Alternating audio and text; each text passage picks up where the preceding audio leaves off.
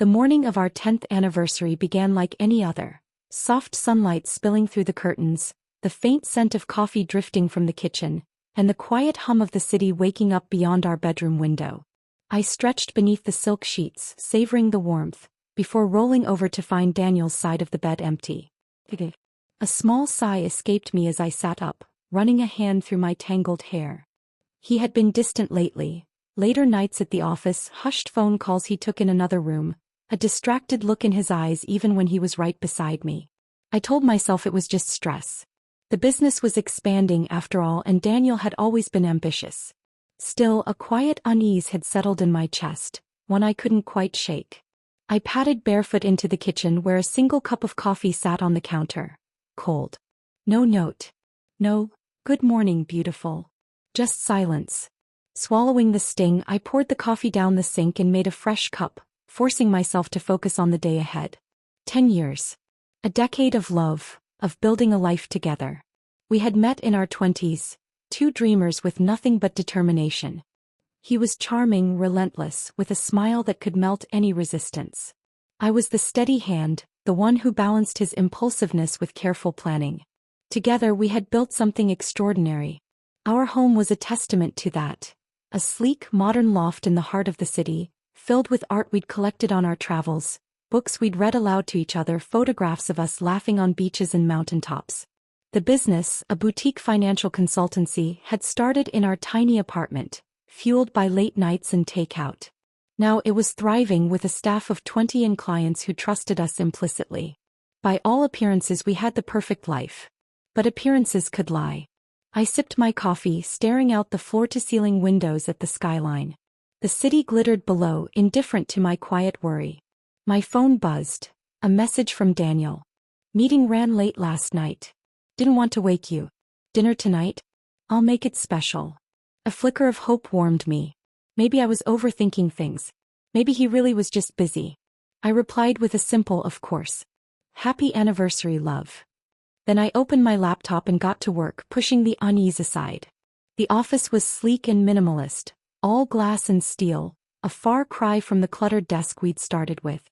I smiled at our employees as I passed, nodding at the familiar faces.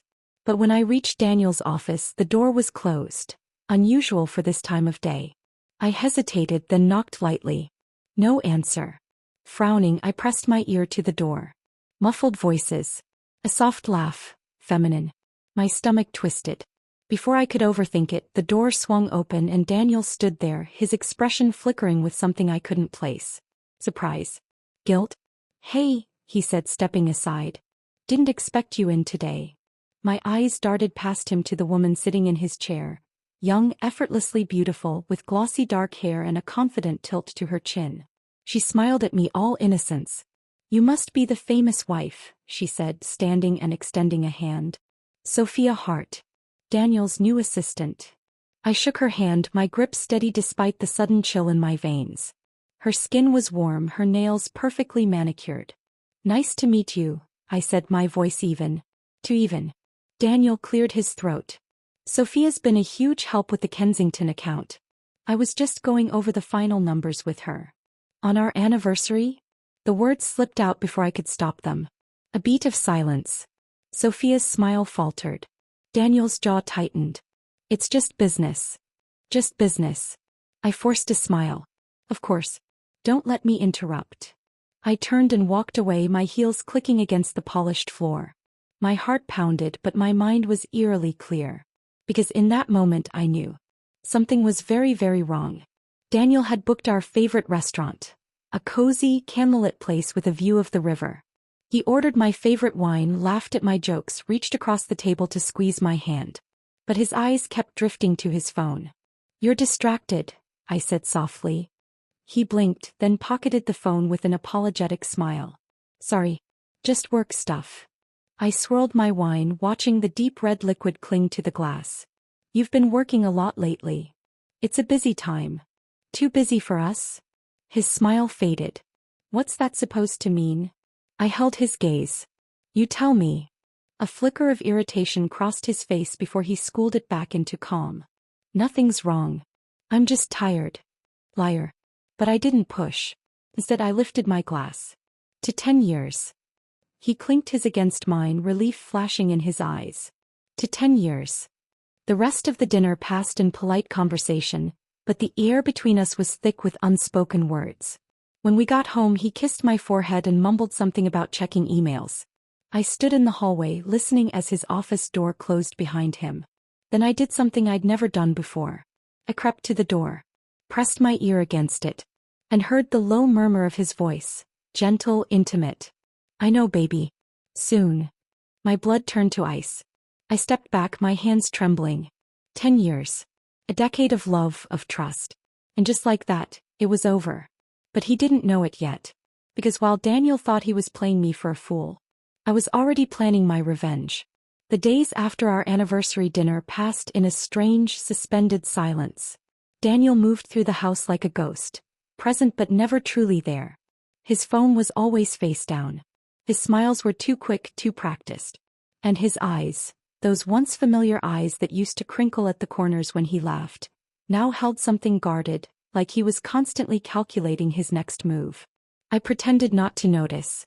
Instead, I poured myself into work, burying my suspicions beneath spreadsheets and client meetings. But late at night, when the apartment was dark and Daniel's breathing was deep and even beside me, I lay awake, staring at the ceiling, replaying every odd moment, every whispered phone call, every time he had flinched away from my touch. Then one evening the charade shattered.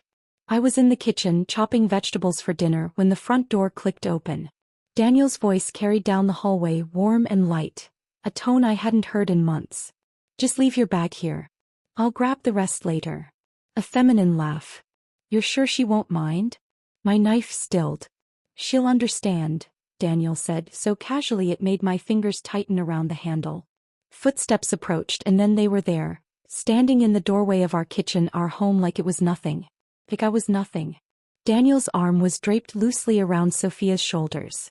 She looked even more striking up close. Sleek dark hair, full lips painted a soft pink, eyes that flicked over me with something between pity and amusement. Hey, Daniel said, flashing me a smile that didn't reach his eyes. Sophia's apartment flooded. Landlord's doing repairs, so she needs a place to stay for a few days. A few days. In our home. With him. I forced my grip on the knife to loosen, setting it down carefully before wiping my hands on a towel. Oh. Sophia gave me a sympathetic look, as if I were the one intruding. I really appreciate this. Daniel said you wouldn't mind. Daniel said. My husband hadn't even asked me. He just assumed. Just decided. I swallowed the acid rising in my throat and smiled. Of course. We have a guest room. Daniel's shoulders relaxed slightly, like he'd been bracing for a fight. Great. I'll help her get settled. And just like that, they disappeared down the hall, their voices fading into murmurs. I stood there, staring at the half-chopped vegetables, my pulse roaring in my ears. This wasn't just an affair. This was a test. And I had just passed by playing exactly the role he expected. The oblivious wife. The pushover. Perfect. The apartment was silent, bathed in the dim glow of city lights filtering through the windows. Daniel had gone to bed early, claiming exhaustion, but I knew better. He was waiting for me to fall asleep. So I did. Or at least I let him think I did. I lay perfectly still, counting the slow, even breaths he forced himself to take.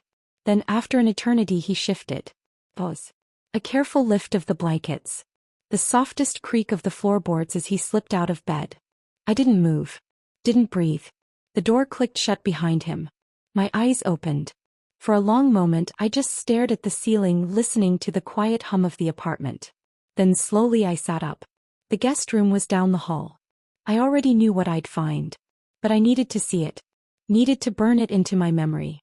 I padded barefoot across the cool hardwood, my nightgown whispering against my skin. The hallway stretched before me, dark and silent. Then, a laugh. Soft. Intimate. My stomach twisted. I stopped outside the guest room door, my hand hovering just above the knob. My heart pounded so loudly I was sure they could hear it. But they weren't listening. Because behind that door Sophia giggled. She'll hear you. Daniel's voice, low and rough. She's asleep.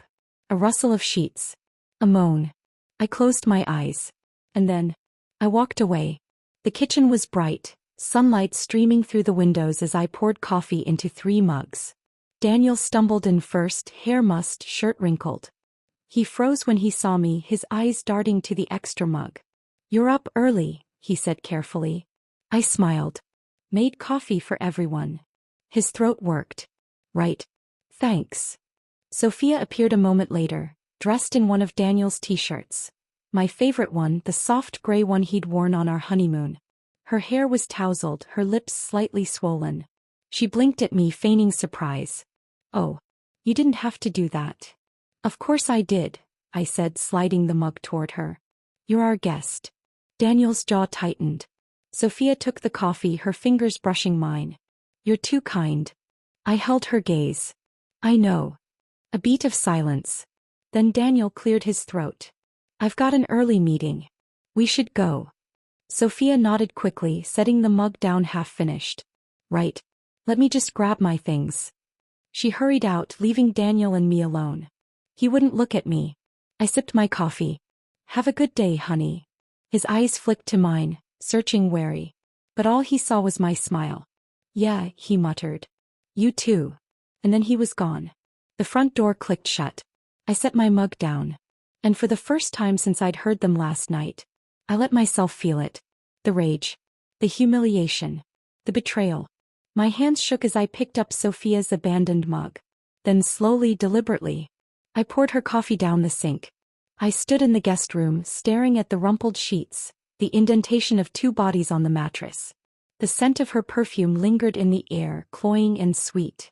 My fingers trailed over the pillowcase, coming away with a single long dark hair. I held it up to the light. Then I opened the nightstand drawer. And froze. A necklace. My necklace. The emerald pendant Daniel had given me for our 5th anniversary. The one I'd thought I'd lost months ago. It was here. In her room. My vision blurred. But I didn't cry. Instead, I took a picture. Then I put the necklace back exactly as I'd found it. And I left. Daniel came home late again. Sophia wasn't with him this time. He hesitated in the doorway of the living room, where I sat curled up with a book, a glass of wine in hand. "Hey," he said. I turned a page. "Hey." Pause. Then he sat across from me, running a hand through his hair. "Listen. About Sophia staying here." "It's fine," I said, not looking up. "Is it?" I finally met his eyes. "Why wouldn't it be?" He stared at me, searching for cracks in my calm. "But I'd had all day to practice this mask." "Right," he said slowly. "Well, she'll just be here a few more days." I smiled. "However long she needs." His shoulders relaxed. Idiot. He had no idea what was coming. Biz now. Now I had everything I needed. And my revenge? It had already begun. The next morning I woke before dawn. Daniel lay beside me, one arm slung over his face, his breathing slow and even. In sleep he looked like the man I'd fallen in love with. The man who used to whisper promises into my skin, who used to kiss my forehead before slipping out of bed to make me coffee. Now I studied him with cold detachment. His phone buzzed on the nightstand. Once. Twice. A third time, insistent. I didn't reach for it. Didn't need to. I already knew who it was. Instead, I slipped out of bed, careful not to disturb him, and padded into the bathroom. The mirror reflected a woman I barely recognized, dark circles under her eyes, lips pressed into a thin, bloodless line.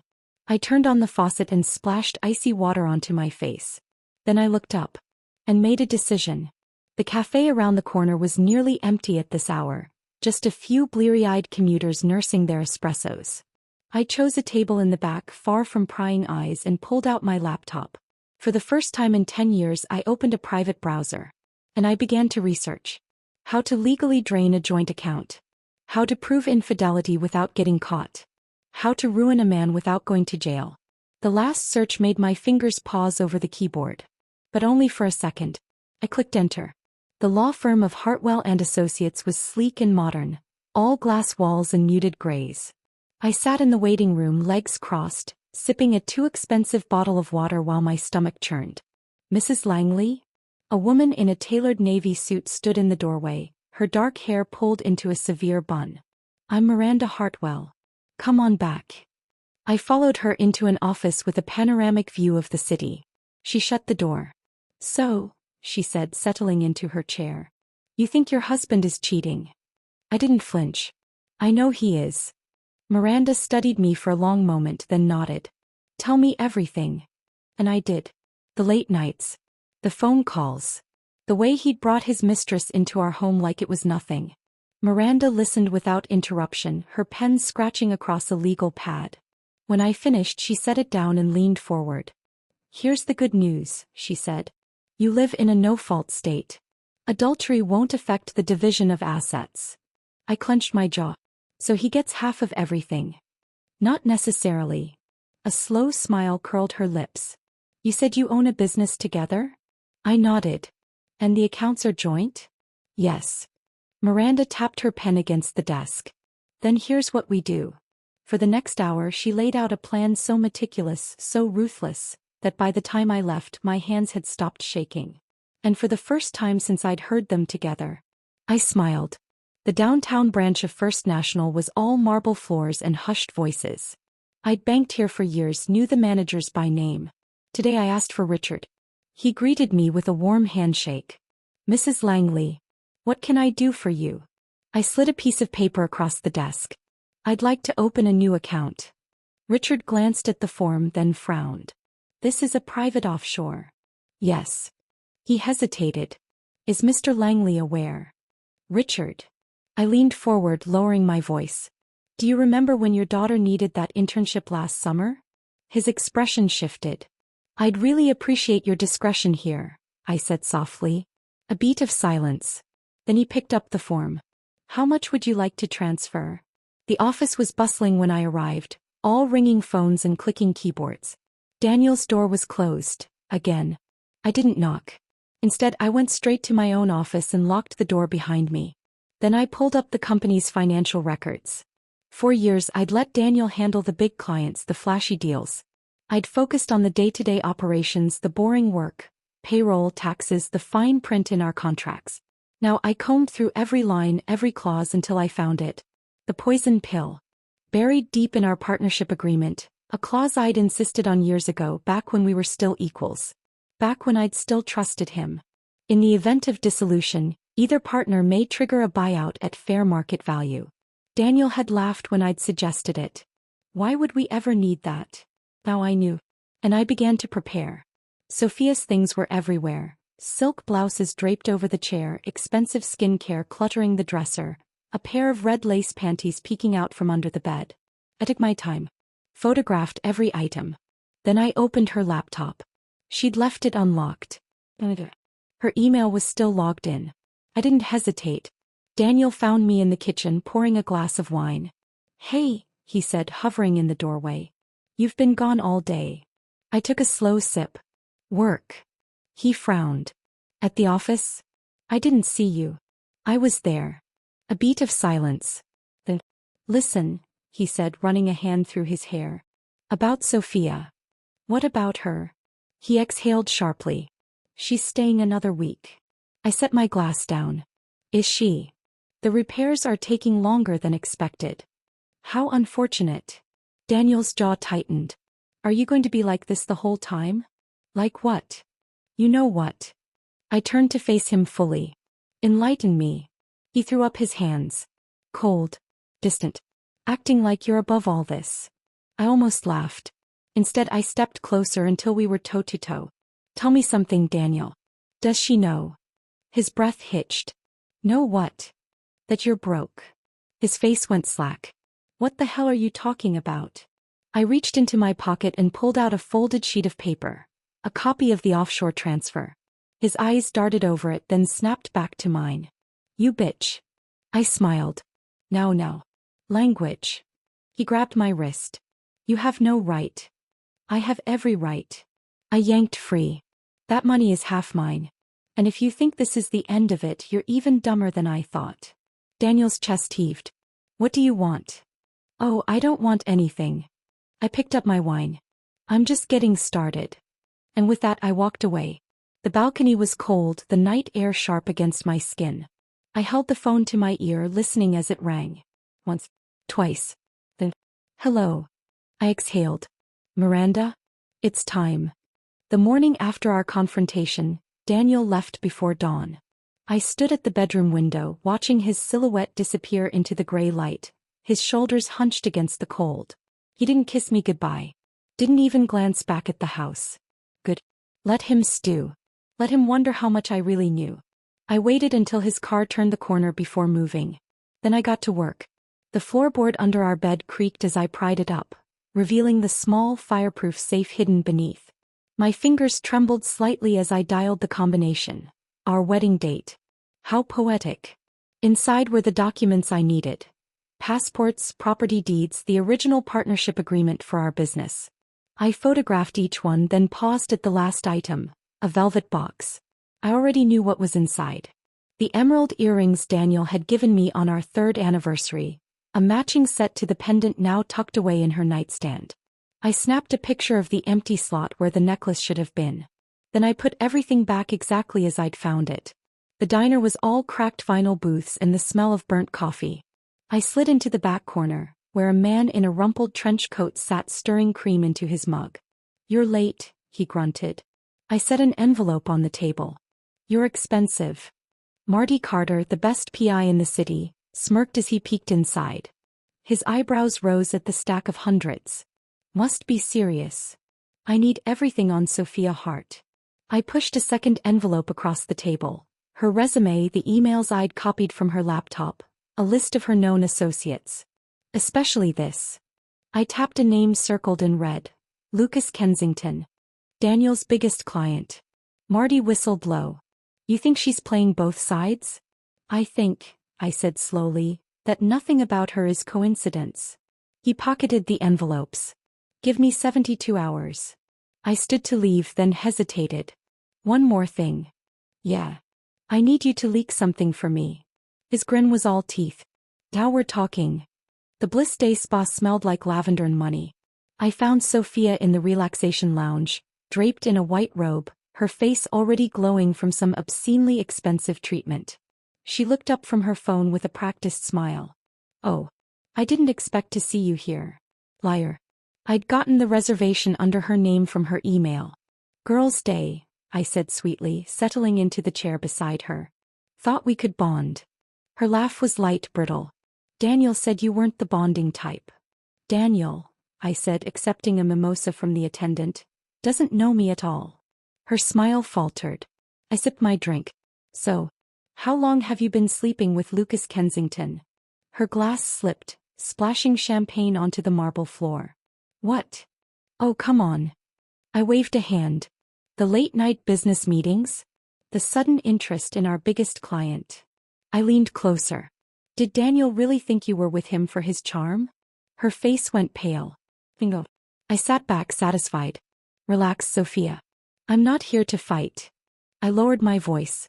"I'm here to make you an offer." Sophia picked at her salad, her manicured nails tapping against the stemware. "I don't understand what you want." "It's simple." I speared a piece of grilled shrimp. "You walk away now, I make sure you land softly." Her eyes narrowed. "Why would you help me?" "Because," I said, "unlike my husband, I actually know who you are." I slid my phone across the table. A screenshot of her secret offshore account, the one she'd been funneling Kensington's kickbacks into. Her breath hitched. "Here's the deal," I said. "You disappear. Today. Or I send this to both your bosses." She swallowed hard. "Daniel will never believe you." "He won't have to." I tapped the screen, pulling up the next photo. Her and Kensington tangled in a hotel sheets. The evidence speaks for itself. Sophia's composure cracked. "You bitch." I smiled. "Takes one to know one." Daniel's assistant, Emily, looked up in surprise when I entered. "Mrs. Langley." "He's not." "I know." I shut the door behind me. "I need a favor." Her loyalty had always been to me, I'd hired her after all. Now her gaze darted to the closed blinds. "Is this about her?" I didn't bother pretending. "I need access to his calendar. Emails. Everything from the past 6 months." Emily bit her lip. "If he finds out." "He won't." I pressed a flash drive into her hand. "And your student loans disappear." A beat of silence. Then she plugged it in. The files were damning. Hotel receipts. Late-night Uber rides to Kensington's penthouse. Even a few personal photos Daniel should have never taken on his work phone. But the real gem? A spreadsheet labeled Project Phoenix. I clicked it open. And froze. A detailed plan to dissolve our marriage. And our business. Leaving me with nothing while he and Sophia walked away with everything. Dated 3 months ago. My vision swam. Then, the office door flew open. Daniel stood there, his tie loose, his face flushed with rage. What the hell do you think you're doing? I didn't bother closing the files. Learning the truth. He lunged for the computer. I yanked the flash drive free. We stared at each other, chests heaving. Give it to me, he hissed. I pocketed the drive. Make me. For a heartbeat I thought he might. His fists clenched, his jaw working. Then, he laughed. A harsh, ugly sound. You think this changes anything? Those files prove nothing. They prove enough. To who? He spread his arms. We're partners. In everything. No one will believe you. I stepped closer until we were nose to nose. Then it's a good thing I don't need them to. His smile faded. I brushed past him, pausing at the door. Oh, and Daniel? What? Sophia won't be coming home tonight. The guest room was pristine. No clothes. No perfume. No trace she'd ever been here. Just a single note on the pillow. Gone to Paris. Don't bother looking. I crumpled it in my fist. One down. One to go. Daniel's voice was raw through the phone. What did you do? I curled deeper into the armchair, swirling my wine. I have no idea what you mean. Sophia's gone. Her apartment's cleared out, her numbers disconnected. Sounds like she got tired of you. A beat of silence. Then, this is about the money, isn't it? His tone turned wheedling. Baby, we can talk about this. Come home. Home. As if this house, this life had ever been mine. Goodbye, Daniel. I hung up. Blocked his number. Finally. I let myself cry. 3 days passed before Daniel came crawling back. I knew he would, of course. Men like him always did when they realized they'd lost control. But I hadn't expected him to look quite so pathetic. His designer suit was wrinkled, his hair unwashed, his eyes bloodshot from lack of sleep. He stood in the doorway of our home, my home now, with his hands shoved deep in his pockets, shoulders hunched like a scolded child. We need to talk, he said, his voice rough. I took a slow sip of my tea, savoring the bitterness on my tongue before answering. Do we? His jaw tightened. Don't do this. Do what exactly? I set the cup down with deliberate calm. You're the one who showed up unannounced. A muscle twitched in his cheek. You blocked my number. And, goddammit, Sophia's gone. The words burst out of him raw and desperate. No one's heard from her, not her friends, not her family. It's like she just disappeared. I finished, raising an eyebrow. His breath hitched. What did you do?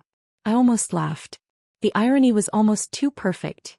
Him standing there accusing me of something sinister, when he was the one who had spent months plotting behind my back. But I didn't laugh.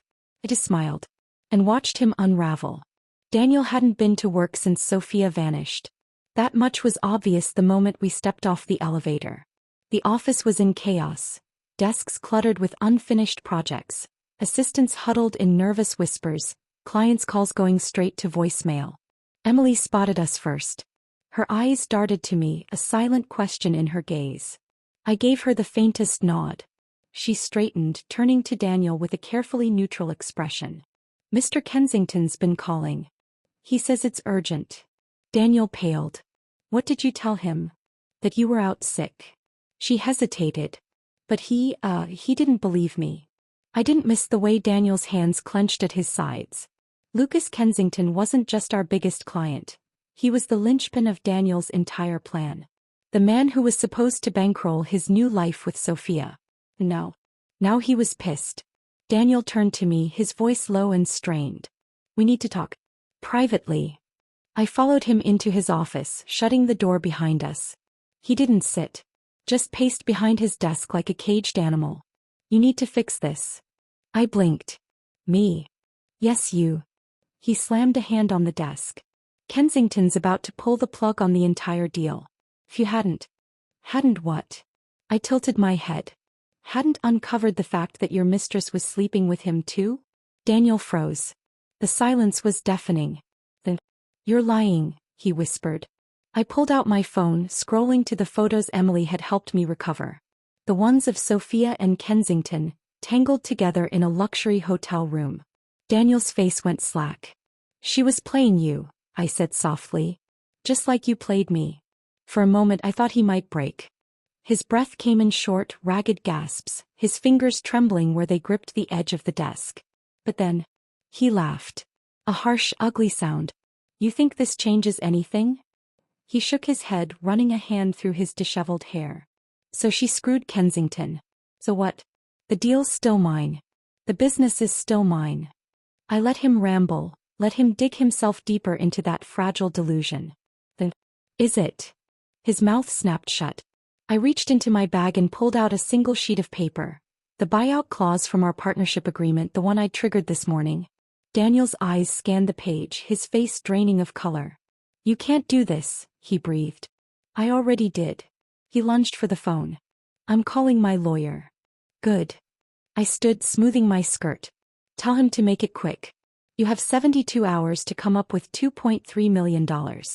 Daniel's head snapped up. What? Fair market value, I said sweetly. Per your contract. For the first time in 10 years, I watched as the reality of his situation truly sank in. No Sophia. No Kensington deal. No. No business. His knees buckled. He caught himself on the desk, his breath coming in ragged gasps. You bitch. I smiled. Welcome to the end, Daniel. Richard didn't even blink when I walked in. Mrs. Langley, he said smoothly, gesturing to his office. Right this way. I took the seat across from him, crossing my legs. I assume everything's in order? He slid a folder across the desk. The transfers are complete. The offshore account is untraceable, just as we discussed. I flipped through the documents, double-checking the numbers. Satisfied, I tucked the folder into my bag. One more thing, I said. I need you to freeze the joint accounts. Richard hesitated. That's unusual. So is embezzlement. His eyebrows shot up. I leaned forward. Daniel's about to get desperate. And desperate men do stupid things. Like try to drain what was left of our shared assets before I could. Richard exhaled sharply, then nodded. Consider it done. He took the bait. Miranda's voice crackled through the phone, triumphant. I tightened my grip on the receiver. All of it. Every last cent. Pause. He even liquidated his retirement fund. I closed my eyes, exhaling slowly. It was working. Finally. Daniel had scrambled to gather the money for the buyout, selling off stocks, emptying accounts, even borrowing against his car. What he didn't know. The money would never be enough. Because Miranda had already filed the paperwork to dissolve the business entirely. A little clause buried deep in the fine print that even Daniel had forgotten about. By the time he realized, it would be too late. He'd be broke. And I'd be gone. I cooked his favorite meal. Filet mignon, truffle mashed potatoes, roasted asparagus. The same meal I'd made for our first anniversary back when I still believed in us. Daniel stared at the spread like it was a trap. Maybe it was. What's this? He asked warily. I poured us both a glass of wine. A goodbye. His throat worked. You're really doing this. You did it first. A beat of silence. Then, I'm sorry. The words were so quiet, so broken that for a second I almost believed him. Almost. I took a sip of wine. No, you're not. Daniel flinched. You're not sorry you cheated, I continued, setting my glass down. You're not sorry you lied. You're just sorry you got caught. His hands clenched around his fork. What do you want from me? Nothing. I met his gaze. Not anymore. The rest of the meal passed in silence. When it was over, I stood taking my plate to the sink. Daniel's voice stopped me. Where will you go? I didn't turn around. Somewhere you'll never find me. The suitcase was already packed. Passport. A one-way ticket to a country with no extradition treaty. But before I left, there was one last thing to do. I pulled out my phone, scrolling to the draft I'd prepared days ago. A single email. Addressed to everyone. Clients. Colleagues. Even Daniel's parents. Attached. Every photo. Every document. Every ugly truth. I hovered over the send button. The The email had been sent. I sat in the quiet darkness of my soon-to-be former home, fingers still hovering over the keyboard, the glow of the screen casting long shadows across the walls. The deed was done. Every photo, every incriminating document, every betrayal, now in the inboxes of everyone who had ever mattered in Daniel's life. Clients, colleagues, friends, family. I exhaled slowly, watching as the first responses began to trickle in. Subject, what the hell is this? Subject, Daniel, we need to talk immediately. Subject, you disgust me. I closed the laptop. Daniel would be waking up to a storm. But that wasn't my concern anymore. Oh. There was still one loose end to tie up. Marty Carter's voice was gruff with sleep when he answered. You're up early. Where is she? I asked, staring out the window at the first light of dawn. Pause. Then the rustling of papers. Paris. Just like her note said. I tightened my grip on the phone. Address. He sighed. You sure you want to do this? I'm sure. Another pause. Then, fine.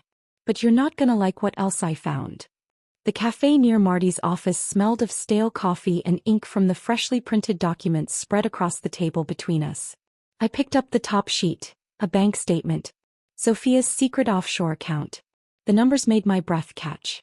That's not just Kensington's money, Marty said, tapping the page. See these deposits? They started months before she ever met your husband. I traced the dates with my finger. Then froze. The same week Daniel first brought her home. Marty leaned forward, lowering his voice. She wasn't just sleeping with Kensington.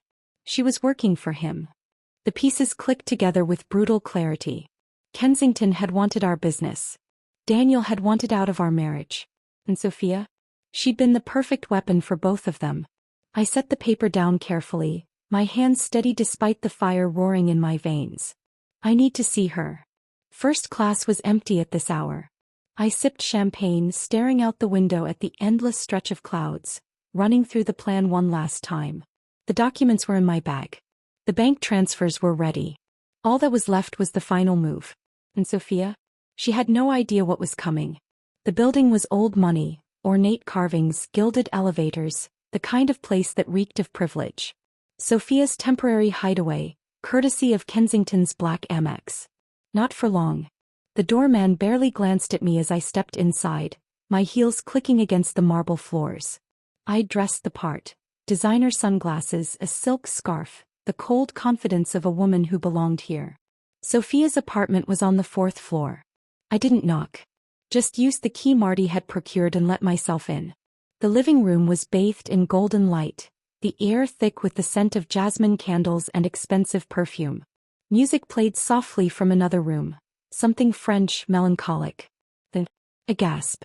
Sophia stood frozen in the doorway, a wine glass slipping from her fingers. It shattered on the hardwood, staining the rug crimson. You, her voice was barely a whisper. How did you find you? I smiled, stepping further inside. You left a trail, Sophia. A careless one. She backed away, her eyes darting to the phone on the coffee table. I reached it first. Looking for this? I dropped it into my purse.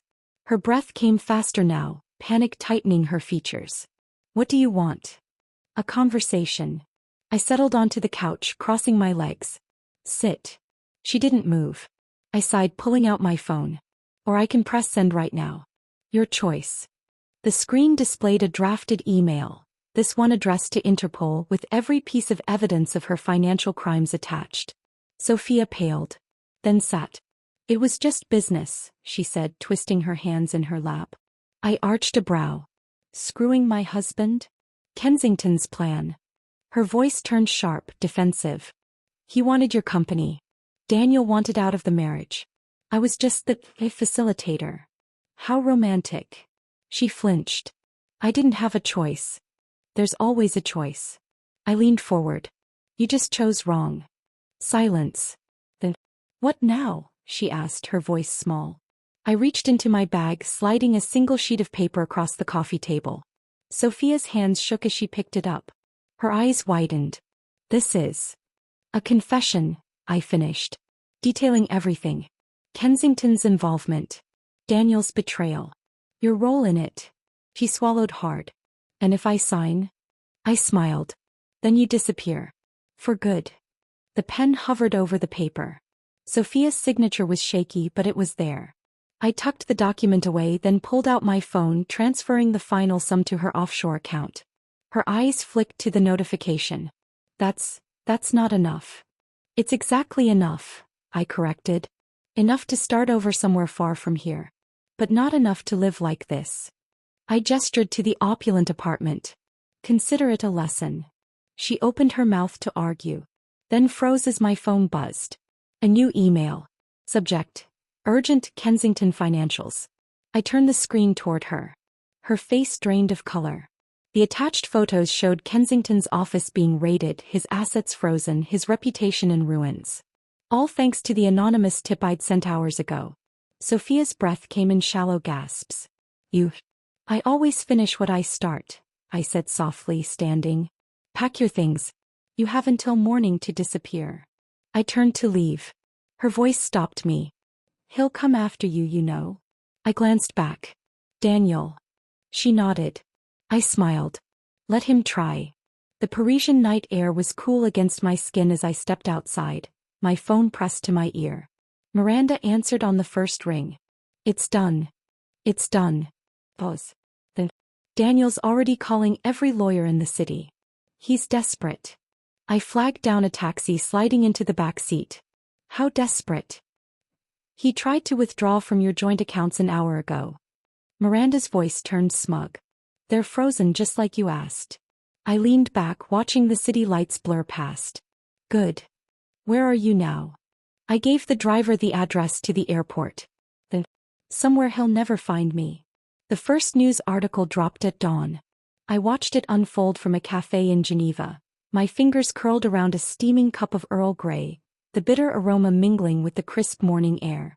The headline glared up from my tablet screen. Prominent finance CEO implicated in fraud scandal. Daniel Langley's empire crumbles. I took a slow sip of tea, savoring the warmth spreading through my chest. Phase 1, complete. The article was brutal. Photos of Daniel's office being raided by regulators. Quotes from anonymous insiders, detailing his reckless investments, his embezzlement, his affair with Sophia Hart, now labeled a known con artist wanted in 3 countries. But the best part? The byline. Written by Emily Carter. My former assistant. Now the hottest investigative journalist in the city, thanks to the exclusive leaks I'd fed her. My phone buzzed. A text from Miranda. He's trying to sue for defamation. I smirked, typing back. Let him. Because Daniel had no idea what was coming next. The second wave hit social media. A grainy security video surfaced. Daniel and Sophia, tangled together in his office after hours. Then another, this one time stamped the night of our anniversary. The internet exploded. Memes. Hashtags. Even a parody song. By noon, hashtag Lying Langley was trending. I refreshed the page, watching the comments roll in. I always knew he was slime. His poor wife, where is she? Hope he rots. I closed the tab. Daniel's reputation was ash. Now it was time to burn the rest. I almost didn't answer. But curiosity got the better of me. Hello, Margaret. Daniel's mother had never liked me. Too middle class. Too independent. Now her voice trembled with barely restrained fury. How dare you? I leaned back in my chair, watching the sailboats drift across Lake Geneva. I didn't cheat on him, Margaret. He cheated on me. A sharp inhale. You've humiliated this family. He humiliated you. I cut her off. I just made sure everyone knew. Silence. We're cutting him off. Her voice was ice. No money. No support. He's dead to us. I exhaled slowly. Phase 2, complete. I stared at the subject line. Please. For a moment I hesitated. Then I opened it. The message was rambling, desperate. A far cry from the arrogant man I'd married. I have nothing left. No job. No friends. My own parents won't speak to me. Please. Just tell me what you want. I studied the words, turning them over in my mind. What did I want? Not an apology. Those were cheap. Not reconciliation. That ship had sailed. I wanted what he'd taken from me. Dignity. I hit reply. Subject re please.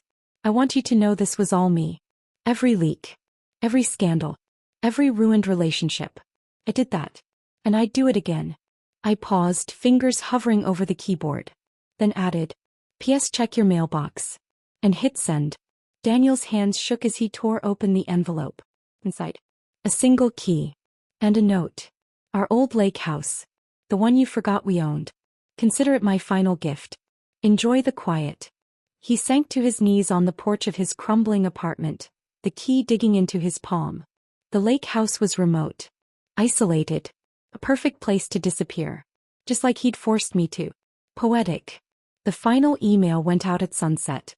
Addressed to every remaining client, every former friend, every person who had ever doubted me. Attached? The signed confession from Sophia. The proof of Kensington's conspiracy. And, at the very bottom, our divorce papers. Already filed. Already final. I closed the laptop. And breathed. The lake house was exactly as I remembered. Quiet. Isolated. Perfect. I stood at the edge of the dock, the morning mist curling over the water, the only sound the gentle lap of waves against the wooden posts. It had been 10 years since we'd bought this place. A romantic getaway, Daniel had called it. A place to escape. Now it was his prison. And I was here to deliver the sentence. It took 3 tries before he answered. The man who opened the door was a ghost of the one I'd married. His hair was unkempt, his clothes wrinkled, his eyes bloodshot and hollow. For a moment he just stared. Then, you. The word was raw, scraped from somewhere deep and broken. I smiled. Me. The house smelled of stale coffee and regret. Daniel didn't offer me a seat. Didn't speak. Just leaned against the kitchen counter, arms crossed, waiting. So I got straight to the point. The business is gone. His jaw tightened. I know. No, I set my bag on the table. I mean really gone. As in dissolved. Assets liquidated. Debts called in. His breath hitched. You can't. I already did. I pulled out the final paperwork, sliding it across the counter. You should have read the fine print, Daniel. The company wasn't just ours. It was mine. His hands shook as he picked up the documents. Then froze.